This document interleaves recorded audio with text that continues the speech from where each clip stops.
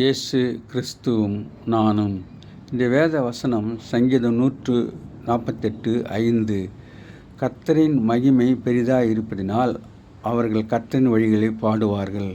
அன்பான சகோதரிகளே, ஆண்டவருடைய மகிமை பெரிதாக இருக்கிறது. மகிமையும் கனமும் அவர் சமூகத்தில் இருக்கிறது. வல்லமையும் மகிழ்ச்சியும் அவர் ஸ்தலத்தில் உள்ளது என்று தாவீது ராஜா பாடுகின்றார். அதே போல் ஆண்டவர், ஜனங்களே, வம்சங்களே, கர்த்தருக்கு மகிமையும் வல்லமையும் செலுத்துங்கள் என்று சொல்லப்பட்டிருக்கின்றது.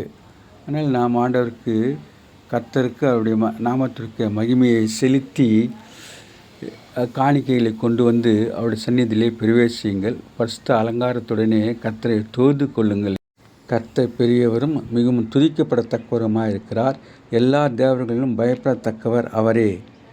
கர்த்தரை துதியுங்கள், அவர் நல்லவர், அவர் கிருபை என்றும் உள்ளது என்று சங்கீதக்காரன் சொல்லுகின்றான். நாம் ஆண்டவரை துதிப்போம், அவருக்கு மகிமையை செலுத்துவோம். என் மகிமையை வேறு ஒருவரோடு நான் பகிர்ந்து கொள்வதில்லை என்று சொல்லுகின்றார். ஆண்டவர் நாம மகிமைப்படுவதாக. Have a blessed day. God bless you. Give your heart to God, your hand to man. Live in God's word, live on your knees. Thanks for watching. Like, share, subscribe.